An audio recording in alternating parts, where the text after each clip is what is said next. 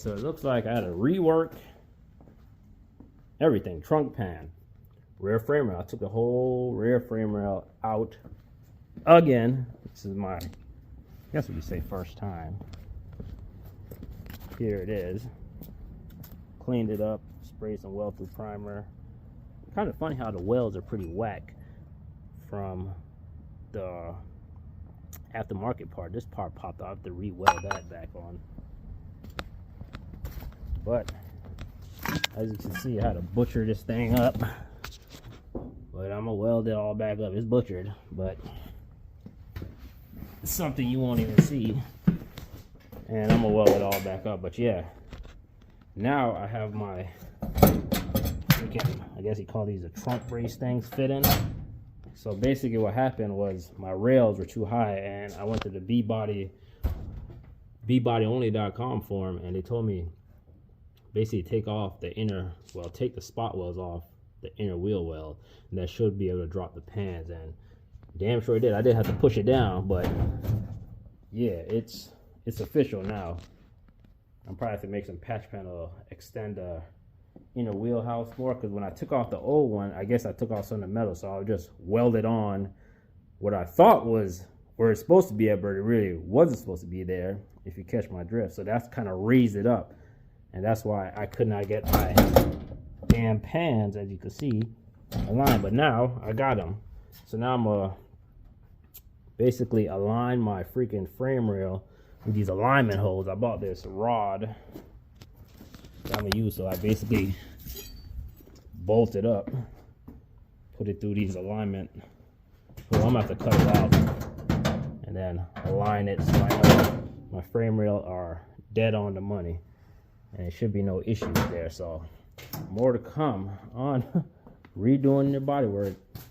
Probably have to do a thing about restoration on these damn B bodies, because there's some stuff I should have done, would have made my life a lot easier. I'd have been done a lot faster.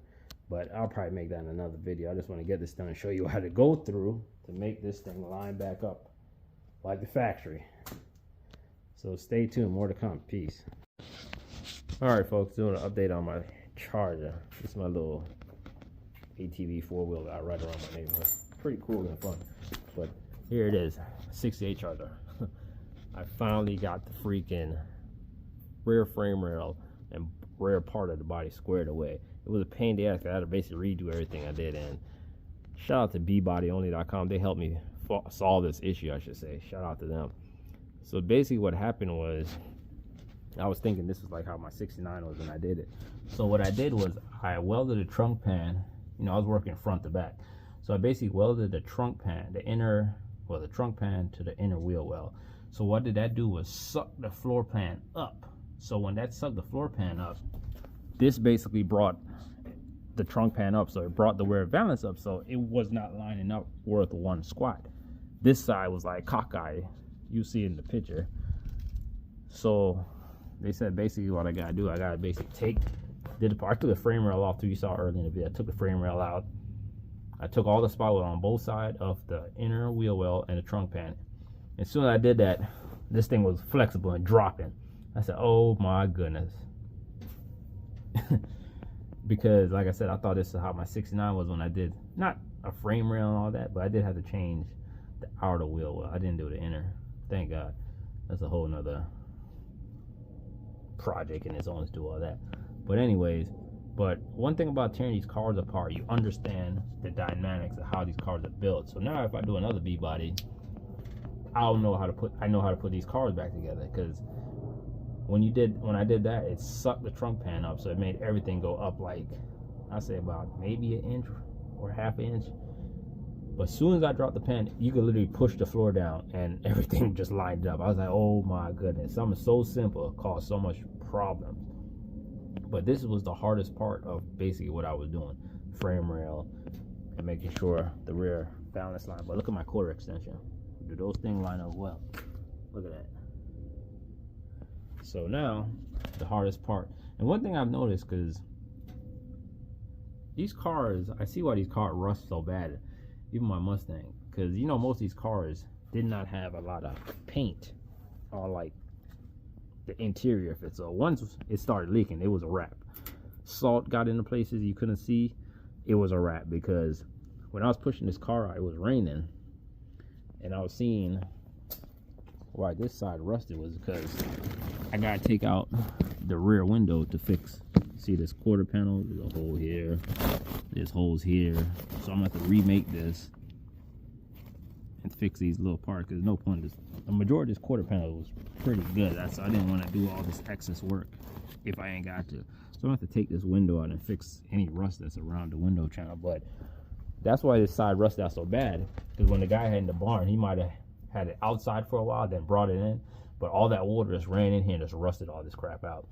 Same thing with the floor pan. The water just, it seeped in because there's a hole on the front of the quarter panel. I'll show you.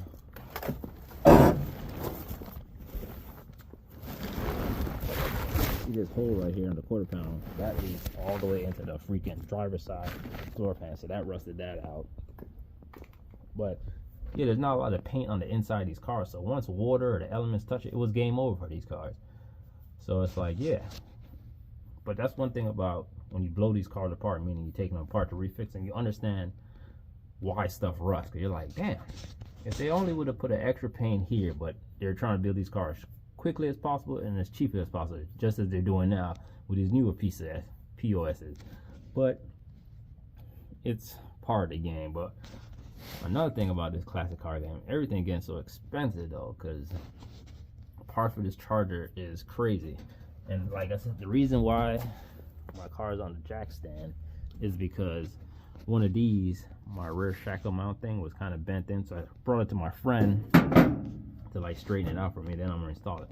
But one of these is like $100. Like, why is this $100? Like, why? That's why I reuse as much as possible of the old parts as I can, and I save as much of the metal as I can, so I could use skins and all that. I know some people like changing the whole quarter. Like, I'm trying to save some money.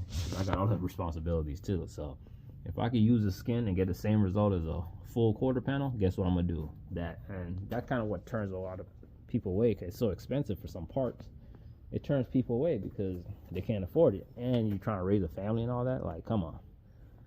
So that's why a lot of these cars just sit, and I don't like my cars just sitting. I want to drive the dog shit out of these cars, like what they're meant to be driven. So I'm not gonna make this video too long, but like I said, the majority of the surgery, hard part of the surgery, is done. It was a pain, but I was trying to avoid it, couldn't avoid it. But anyways, that's what I had to do to get my whole rear end line out. Like, once again, like I said, shout out to BeBodyOnly.com. They helped me solve this issue, the members on there. So yeah, only thing now, like I said, I gotta do to show you this thing. Finish up the driver's side floor pan, patch up that hole up there. But all these are like easy. This is nothing. Take that rear window out, patch all that back there, and I'm probably gonna go to the junkyard to fix this passenger side quarter panel. I'm probably gonna cut out section there so I can just patch it in. So it's gonna have a blue piece of a 68 RT Charger on here, which is gonna be cool.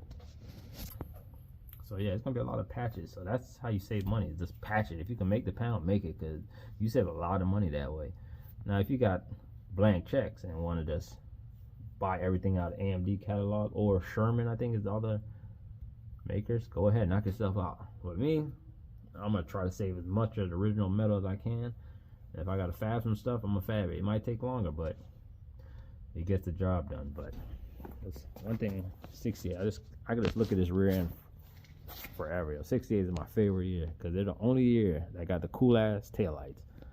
I know some people like the 69 because of split grill bullshit, but nothing beats the 68, especially when you see these sucker at night with the freaking fighter jet taillights. It's just sexy all around. But more to come. Peace.